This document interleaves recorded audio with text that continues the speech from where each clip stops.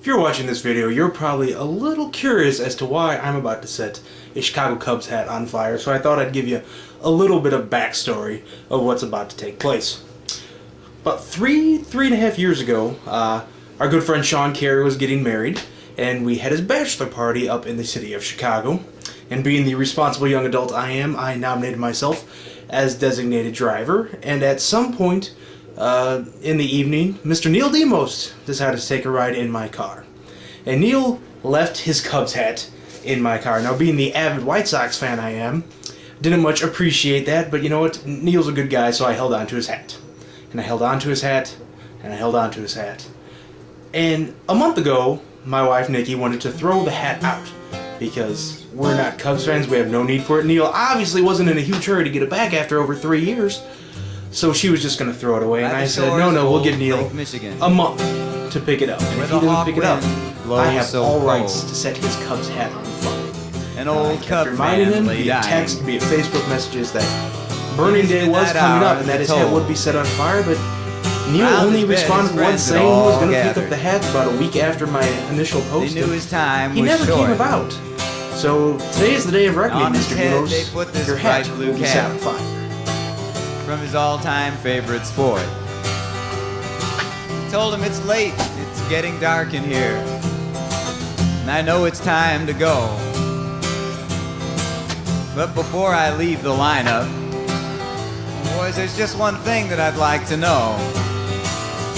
Do they still play the blues in Chicago when baseball season rolls around? When the snow melts away, do the Cubbies still play in their ivy-covered burial ground? When I was a boy, they were my pride and joy, but now they only bring fatigue to the home of the brave, the land of the free, and the doormat of the National League. He told his friends, you know the law of averages says anything will happen that can. That's what it says. But the last time the Cubs won a National League pennant was the year we dropped the bomb on Japan. The Cubs made me a criminal, sent me down a wayward path. They stole my youth from me, that's the truth. I'd forsake my teachers to go sit in the bleachers in flagrant truancy. And then one thing led to another. Soon I discovered alcohol, gambling, dope, football, hockey, lacrosse, tennis, but what do you expect when you raise up a young boy's hopes and then just crush them like so many paper beer cups, year after year after year, after year after year after year after year after year, till those hopes are just so much popcorn for the pigeons beneath the L tracks to eat. He said, you know, I'll never see Wrigley Field anymore before my eternal rest. So if you have your pencils and your scorecards ready, I'll read you my last request. He said, give me a doubleheader funeral in Wrigley Field on some sunny weekend day, no lights. Have the organ play the national anthem, and then a little na-na-na-na, hey-hey-hey, goodbye. Make 6 bullpen pitchers carry my coffin, and 6 groundskeepers clear my path. Have the umpires bark me out at every base in all their holy wrath.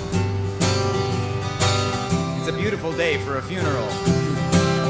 Hey Ernie, let's play 2. Somebody go get Jack Brickhouse to come back and conduct just one more interview. Have the Cubbies run right out into the middle of the field. Have Keith Moreland drop a routine fly. Give everybody 2 bags of peanuts and a Frosty malt, and I'll be ready to die. Build a big fire on home plate out of your Louisville Slugger baseball bats and toss my coffin in. Let my ashes blow in a beautiful snow from the prevailing 30-mile-an-hour southwest wind. And when my last remains go flying over the left field wall, we'll bid the bleacher bums adieu. And I will come to my final resting place out on Waveland Avenue. The dying man's friends told him to cut it out. He said, "Stop it, that's an awful shame." He whispered, "Don't cry, we'll meet by and by near the Heavenly Hall of Fame." He said, "I've got season's tickets to watch the Angels now. So that's just what I'm gonna do." He said, "But you, the living, you're stuck here with the Cubs. So it's me that feels sorry for you." And he said, "Oh, play that Lonesome Losers tune. That's the one I like the best." Closed his eyes and slipped away. Well, Scotty, it was the dying Cub fans' last request, so here it is. Do they still play the blues in Chicago when baseball season rolls around? When the snow melts away, do the Cubbies still play in their eyes?